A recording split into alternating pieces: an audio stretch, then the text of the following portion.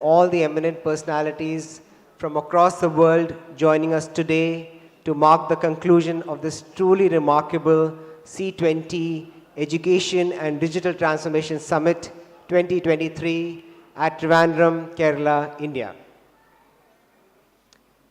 Let me now invite Ambassador Vijay Nambiar ji, the distinguished C20 Sherpa 2023, to give the welcome address.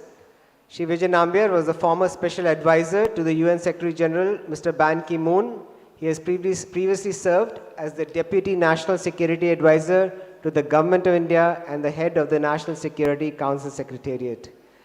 Ambassador Nambiar has been India's ambassador to Pakistan, China, Malaysia, Afghanistan, Algeria, and has also served as India's permanent representative to the UN in New York. Over to you, sir. Thank you. Good afternoon.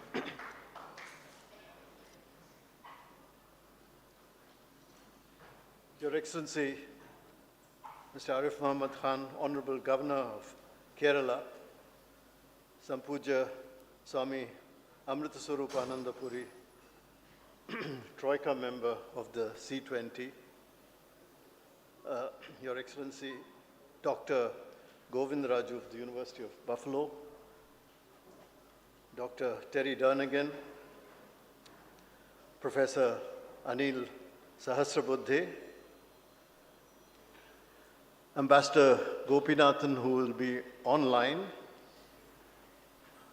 Dr. Prema Nedungadi, the moving spirit of this summit, ladies and gentlemen, we've just been through 2 days of highly stimulating and in some ways a fascinating survey of the landscape, of the evolving landscape of education across the world, and most also importantly, the landscape in India. I was just listening to the last 2 lectures which showed the way in which we have actually traversed this kind of experience to move in terms of giving empowerment to students and teachers. I'm honored to welcome all of you distinguished persons attending this function. In line with the theme of India's presidency of the G20, Vasudhaiva Kutumbakam, over the last 2 days, we have moved away from the narrow corridors of thinking in education to embrace a much wider perspective to support the G20 goal of one earth, one family, one future.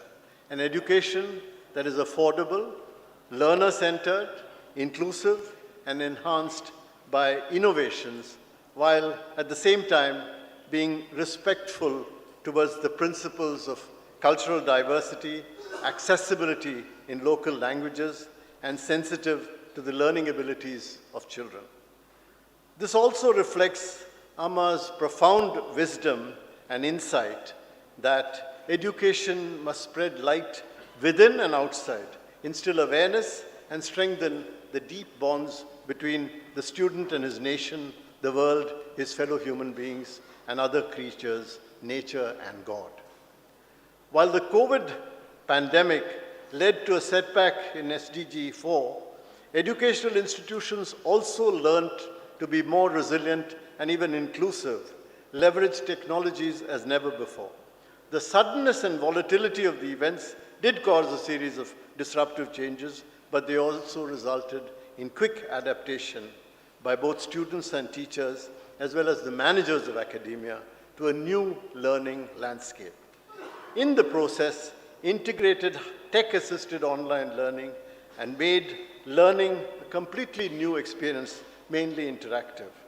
I think the transition to digital and online learning has proven that it is possible and beneficial to continue to explore a range of innovative avenues for education and also fulfill the goals of the SDGs on quality education.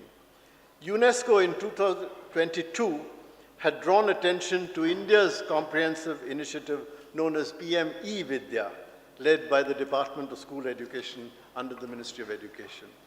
For online education to sustain in the longer run, proper training, sufficient bandwidth availability, and appropriate preparations are imperative.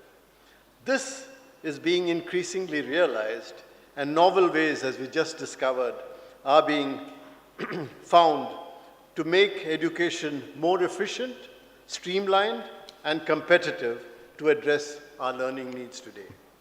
The introduction of Swayam Prabha DTH channel will provide educational content in India to students without internet access. The government plans to launch 12 more channels as part of this initiative. The Diksha platform, incorporating e-content and QR code-enabled books, will enhance learning experiences across the country. As a BCG study observed some years ago, the path forward involves bringing together an ecosystem of public, private, and social sector players within a comprehensive strategic vision and equipping administrators, school and teachers with the tools, approaches, and training necessary to unlock the benefits of digital learning at scale. This working group has deliberated on how to make education equitable and accessible at all levels, primary, secondary, tertiary, and also encompass vocational and livelihood education, development of 21st century soft skills, and particularly addressed questions of digital disability education and education for life. Concentrating on technology for education for children with disabilities that would be replicable across different countries and cultures, and addressing issues of skill development, especially in rural areas, have been major issues. As the world transitions from digital literacy to data literacy, aggregating data from diverse sources into a unified database, making it more accessible and valuable, the emergence of a new data commons will combine data storage and computing infrastructure and provide a new resource for education as a whole. As you move forward in this working group, I hope the policy recommendations you will present at the summit in July will also reflect a global action plan and an effective implementation strategy that could provide best practices and approaches, not just for G20 countries, but also for non-G20 countries, not just up to the summit, but far beyond it. Thank you.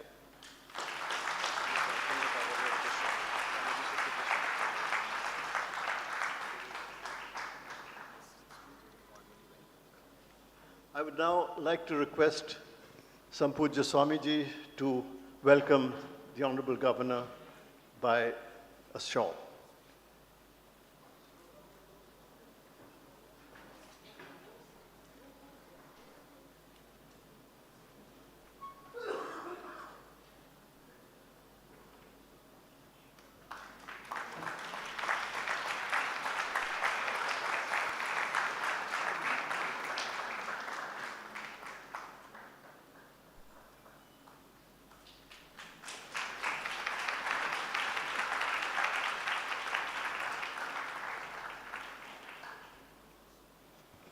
Ambassador Nambiarji, many thanks for your wonderful words of welcome. These past 2 days have seen a tremendous interplay of ideas, suggestions, and learnings from CSOs across India and across the world, all of which will result in impactful and transformative recommendations for the G20. We are truly thankful for everyone's participation and contribution in this laudable initiative. Let us watch some highlights of the fantastic sessions from this EDT Summit 2023, which has been put together by our amazingly hardworking audiovisual team. Let us see that now.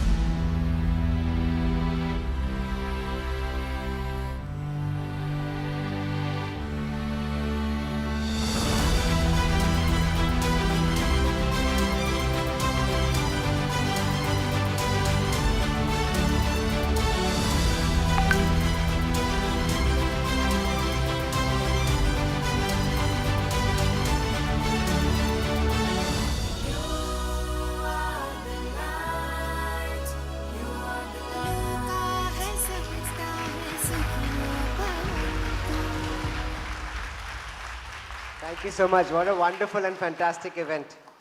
I would like to request Dr. Prema Nedungari, the chair of the Working Group of Education and Digital Transformation, to present the C20 EDT Summit Report.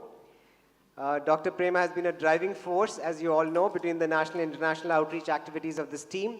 In addition to her C20 responsibilities, she's also the Associate Dean of the School of Computing at Amrita Vidyapeetham, and also the founding member of CREATE, the Center of Excellence, leveraging educational technologies for societal benefit. Dr. Prema.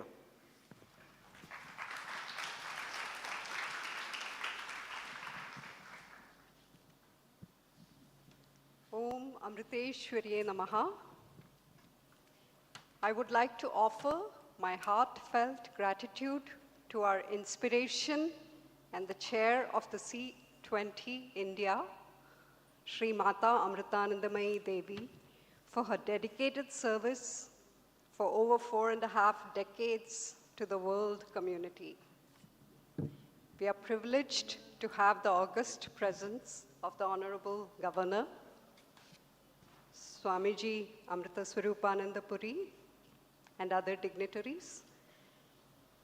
The Civil 20 Education and Digital Transformation Group had a charter to ensure that civil society voices are heard, evidence-based practices are recognized, and to build policy recommendations with inputs from CSOs, NGOs, UN agencies, government, and academia.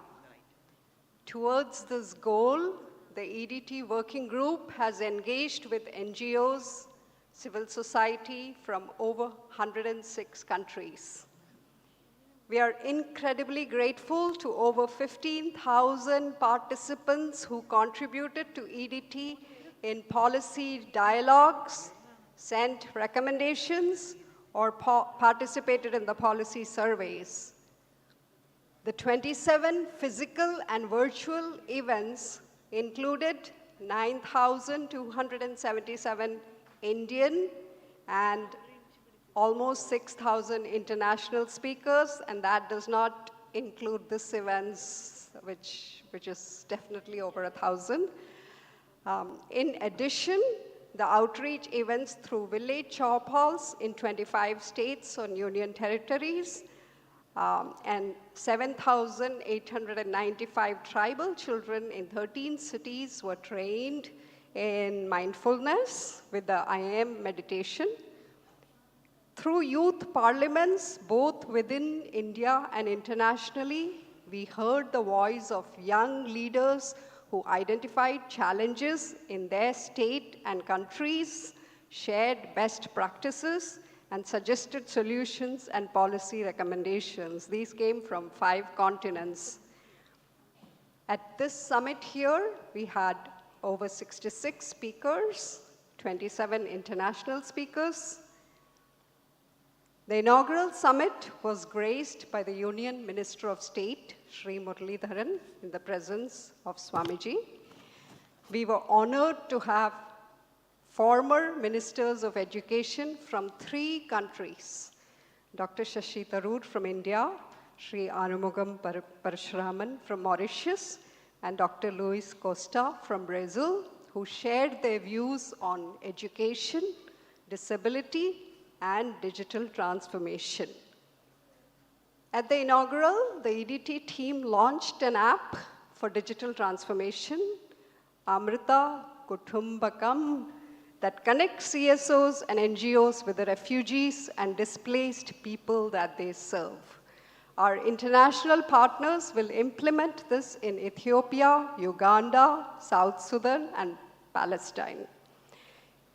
India's ancient universities, such as Takshashila and Nalanda, were renowned centers of learning that attracted scholars worldwide. They offered diverse disciplines and emphasized holistic education, fostering intellectual growth, moral development, and critical thinking. Yesterday, in the 6 breakout sessions, expert discussions deliberated on our sub-themes of education for life and global citizenship, education for persons with disabilities, learning equity and emerging technologies, skill development, education in emergencies, and digital transformation. Interestingly, the overarching themes that emerged from the discussions were based on incorporating the spiritual values found in ancient Indian culture and in indigenous traditions around the world, promoting harmony, increasing mental strength, inclusion, accessibility, last mile access, raising awareness, sensitizing the ecosystem, financing for inclusive skill development and digital accessibility. The panel discussion on quality education and research in education covered themes ranging from instilling values of trust, faith, Vishwasa, humility, Vinaya, and right action, Dharma, to students and in teacher education. The plenary on education for inclusion and accessibility featured speakers who are setting exemplary standards for implementing inclusion and accessibility with early identification and screening for disability and specific learning disabilities, and resource centers offering counseling, therapy, speech therapy. The panels for skill development and digital accessibility had a stimulating discussion on awareness raising, women empowerment, nurturing the intelligence of the heart in education, and the impact of the digital society on education and young people.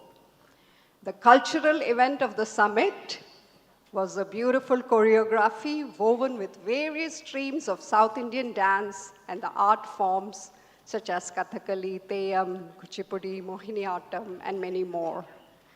The panel discussion on quality education and research in education covered multiple themes. Education for inclusion and accessibility featured speakers who are setting exemplary standards for implementing inclusion. We also had many keynotes, including from Duncan Ross, Chief Knowledge Officer, Times Higher Education, Professor Venu Govindaraju, on AI in disabilities, Terry Donain, Chief of Education, UNICEF, Professor Anil Sahasrabuddhe, Dr. Arumugan Parashraman. There were many stimulating udaharans, and what was interesting was many of them had contributions from persons with disabilities or indigenous people and women. So it was a very inclusive and diverse udaharans that were presented. We also had a beautiful musical with Purnima and the violin. From your invaluable contributions, ideas, and lessons have not only been a great source of inspiration, but have also fostered unity in our shared mission to advance civil society in the domains of education and digital transformation. I pray that we strive to create a happy and compassionate world where spiritual values and skilled citizens form the foundation of our collective success. Thank you.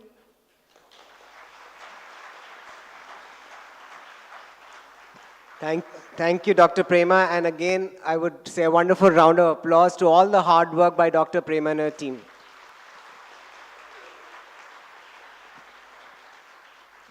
We are delighted to announce today the inauguration of the International Joint Center of Excellence in Emerging Technologies for Persons with Disabilities, in collaboration with the State University of New York, Buffalo, and Amrita University. Our primary objective is to promote joint research, foster collaboration, and establish platforms for knowledge exchange in the domains of specific learning disabilities, autism spectrum disorder, speech or language impairments, deafness, and visual disabilities. We warmly invite civil society organizations and non-governmental organizations to be partners to us and collaborators with this new International Joint Center. I would now like to invite Dr. Venu Govindaraju, Vice President of Research for Sunny Buffalo, and Dr. Prema Nidungadi from Amrita to formally accept the Memorandum of Understanding in the presence of the Honorable Governor of Kerala, Shri Arif Mohammad Khan Ji, and Swami Amrita Sarupananda Ji, Troika member, C20 2023. Sir, please. Let us give a big round of applause for this laudable initiative.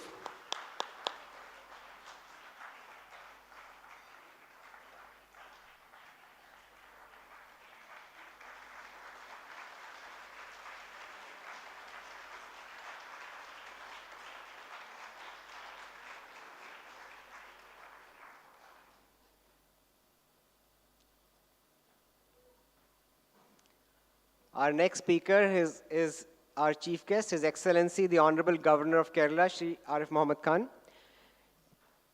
Arif Mohammad Khan is the 22nd Governor of Kerala. He has held significant portfolios, served as the Deputy Minister for Energy and Civil Aviation, as well as the Union Minister of State, with responsibilities ranging from information and broadcasting to agriculture, energy, industry and company affairs, and home affairs. He has actively contributed to several parliamentary committees, including the Standing Committee on Foreign Affairs and the Consultative Committee on Law and Justice. Shri Khan's extensive international experience includes leading the Indian delegation to the Non-Aligned Information Ministers Conference in 1982 and representing the country at the World Economic Forum in Switzerland in 1990. He has played a pivotal role in the evacuation of Indian immigrants stranded in Kuwait in 1990 when he served as the Civil Aviation Minister. Shri Khan's career is marked by his exemplary service to the nation and his dedication to the welfare of people. His extensive political, diplomatic, and intellectual contributions have earned him a reputation as a respected statesman and leader. Sir, it is all true. His tireless efforts in various fields reflect his commitment to promoting education, environmental sustainability, inclusivity, and cultural understanding. A big round of applause and a warm welcome to the Governor.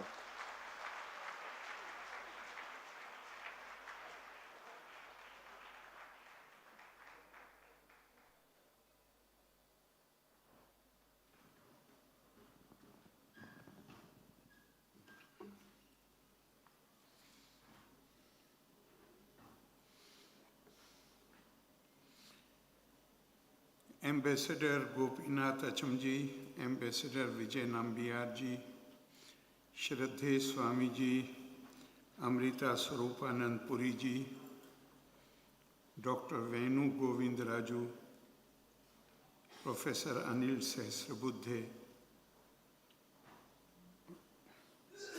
Mr. Terry Dwalnian, Dr. Prema Nedungadi. A very warm good evening to everybody present here.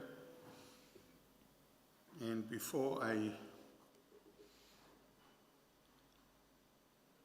make my remarks, I would like to extend very warm welcome to all the delegates, particularly those who have come from abroad.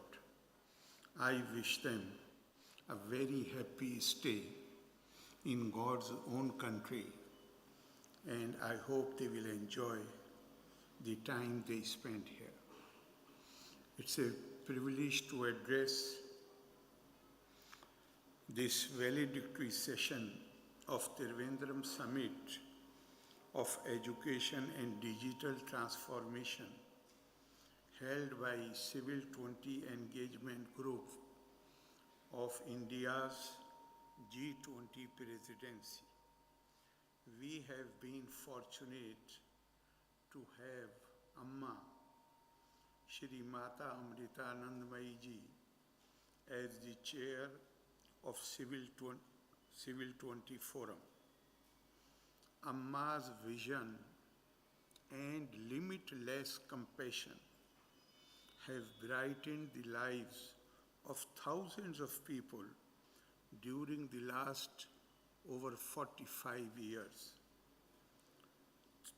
Through these schemes, that offered food, shelter, healthcare, education, and livelihood in India and abroad. I understand that Amma has been endeavoring to ensure that the voices of civil society and its evidence-based practices are considered in the G20 discussions and made part of the policies to be evolved by the G20 leaders. The tagline decided for the summit is, "You are the light." Man being his own light is a foundational of ancient Indian culture. Lord Buddha, whose parting words to his disciple was "Apo Deepo Bhava," meaning be your own light, a sutra that comes from Atharva Veda. He further said, "Look not for refuge to anyone besides yourselves." These words contain a world of timeless wisdom. When new dangerous strains are working their way throughout the world, it is only the character and dedication of the civil society and the individuals that can ensure the survival of human dignity and freedom. We know that this group, the C20, functions broadly in the light of the principles of global character, transparency, independence, collaboration, human rights, gender equality, and women's empowerment, inclusiveness, and other related subjects. The areas covered in our C20 discussions are of top priority in any civil society, be it education, digital transformation, gender equality, disability, holistic health care, sustainability, and transparency. This meeting has been held at a significant juncture in our history when many cities in the country are proudly hosting various summits pertaining to G20 group of nations. It is truly providential that India's assumption of the presidency of the G20 coincided with the celebrations of the 75 years of our independence and our march into a new period of commitment to realize the dream of our known and unknown freedom fighters to progress towards prosperity and development. The targeted period is next 25 years, which has been designated as Amrit Kal, when we shall complete 100 years of our freedom. While assuming the presidency of G20, our Honorable Prime Minister Shri Narendra Modi ji had proclaimed our philosophy of one earth, one family, one future. For us, this is not a mere slogan. This universal vision is deeply embedded in our psyche and in our ethos. From the remotest times, India has viewed diversity as a source of strength, and it has For India, it has implied acceptance and coexistence. We have always believed that all people should not be confined to one single interpretation of reality. From the bright snows of Himalayas, the lush forests of the hills, across the broad plains of Ganga and Kaveri, came the proclamation of an eternal truth that reality is one, but is perceived as many. Ekam sad vipra bahuda vadanti. Our worldview is based on a universal vision, which does not view a person in terms of alienable and variable characteristics which are associated with birth, like caste, creed, community, language, gender, social status.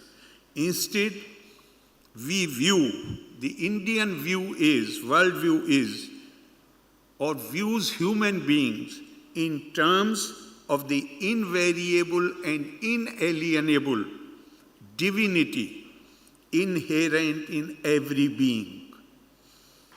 The vision of one in and behind many. Swami Vivekananda has articulated this position in very powerful words. He said, and I quote, "The essence of Vedanta is that there is but one being, and that every soul is that being in full, not a part of it." He further said in his letter to Sister Nivedita that my ideal indeed can be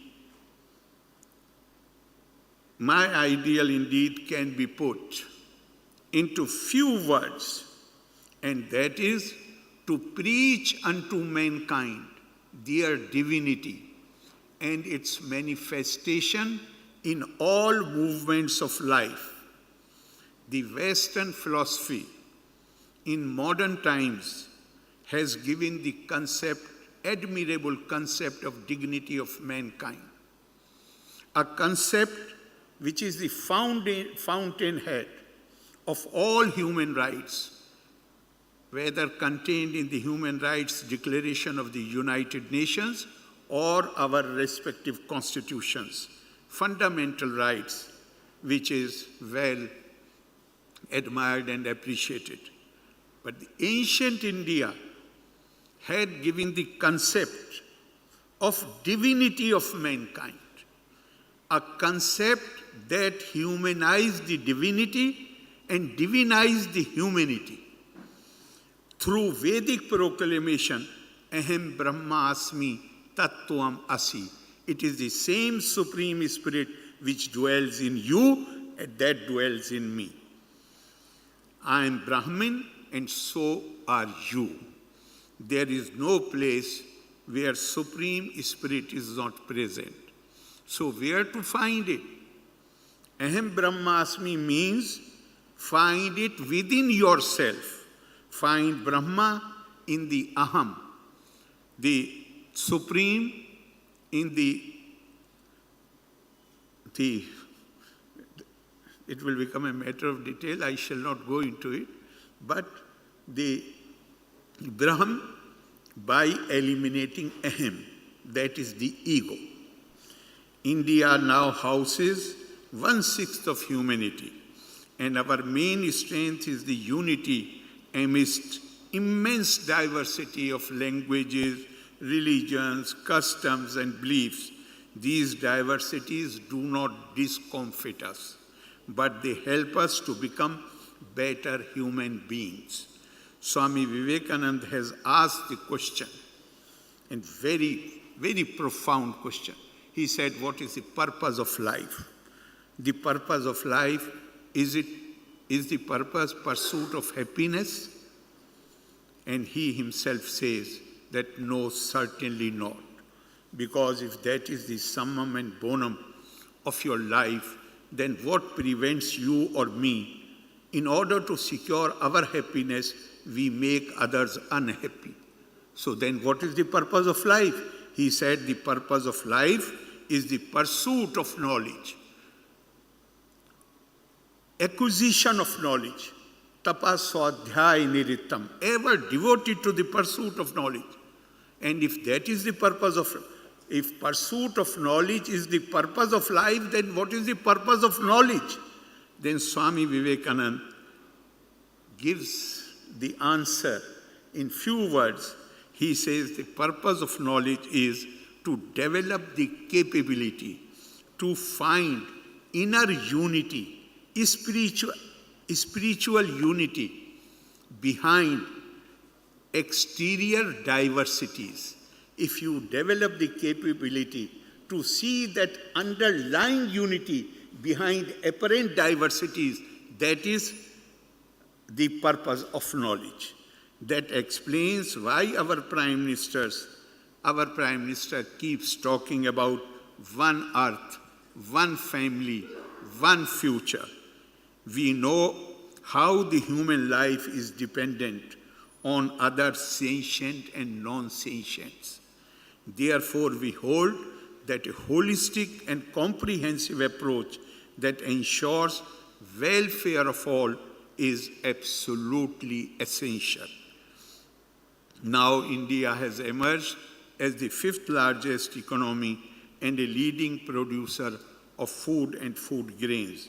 Our progress in the scientific and technological spheres have made us confident of helping not just ourselves, but the entire world.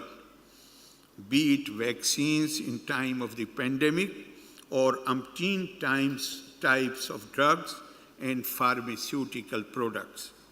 Our enthusiasm and efforts have made us a nation of billion possibilities and solutions.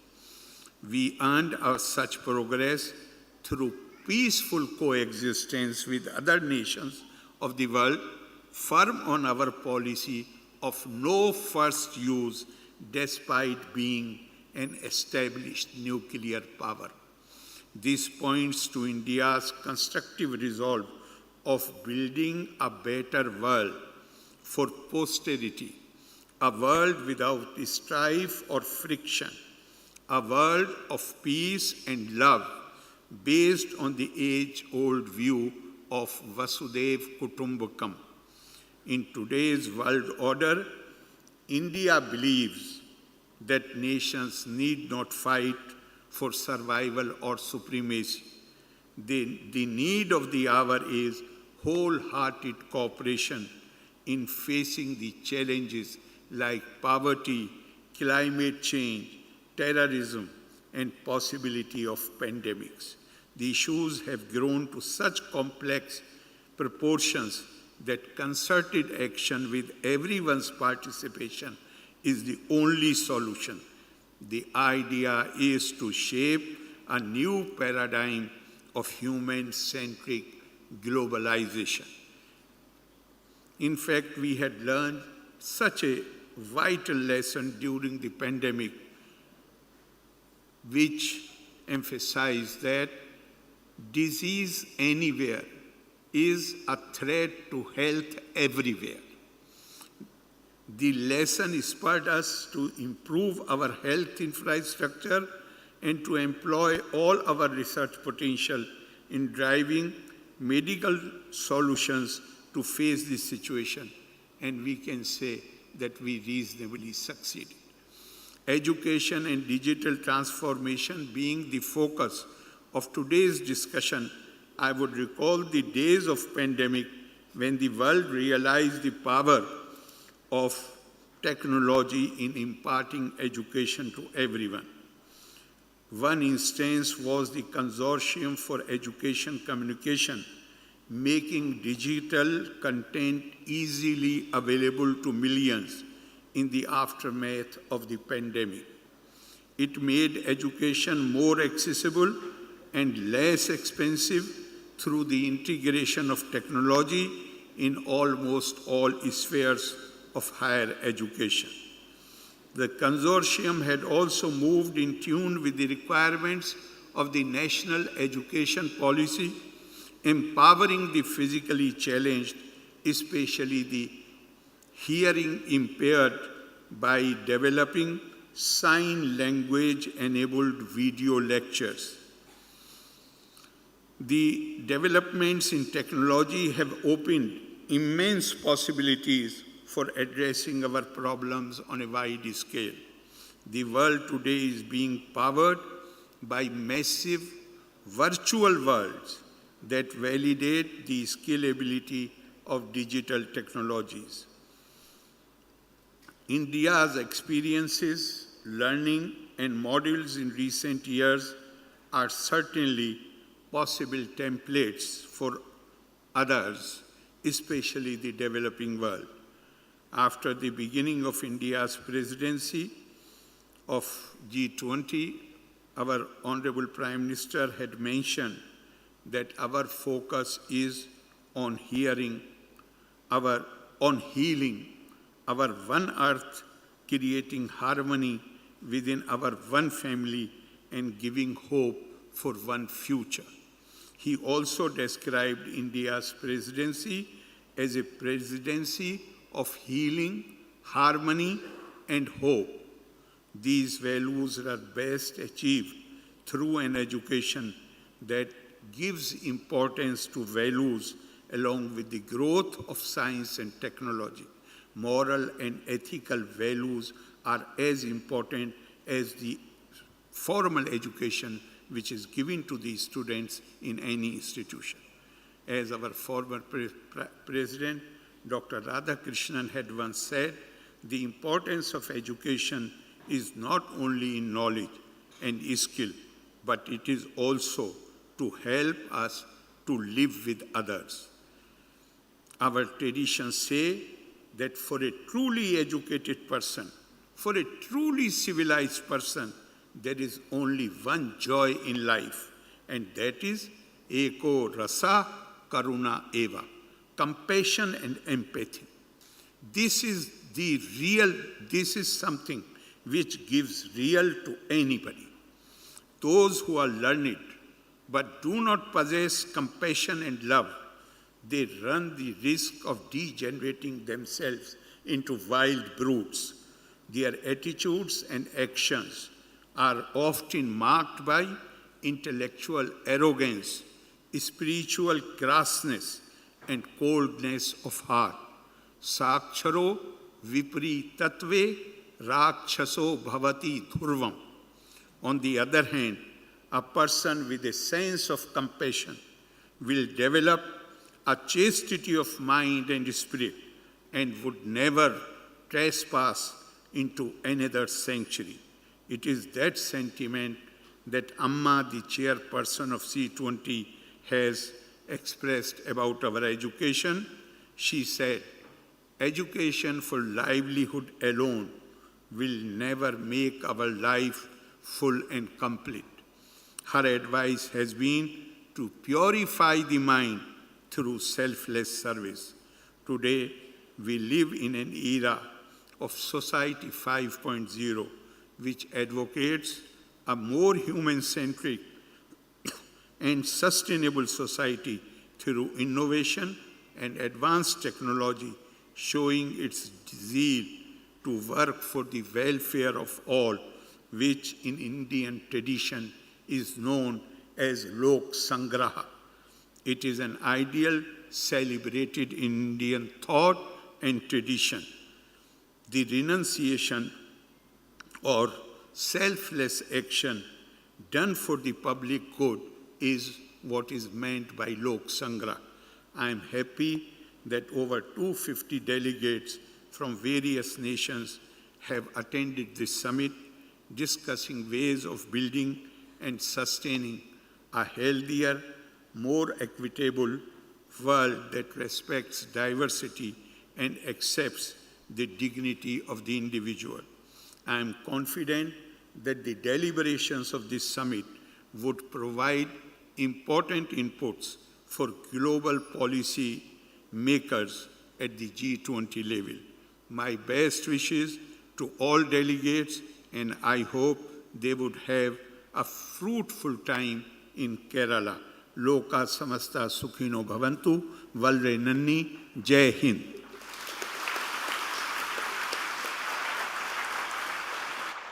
The Honorable Governor of Kerala, ladies and gentlemen, a big round of applause, please.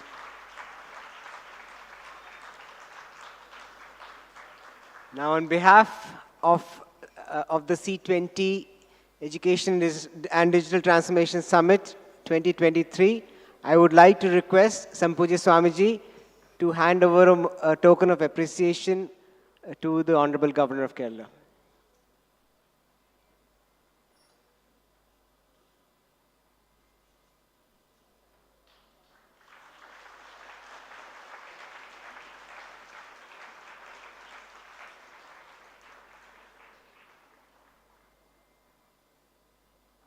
Sir, you have truly honored us by your presence here today. Many, many thanks and appreciations. And my appreciation on behalf of everybody to all the eminent guests on the stage and to all of you who have participated and actively contributed to these wonderful sessions over the last 2 days. As a culmination to this event, let us stand for the Indian National Anthem.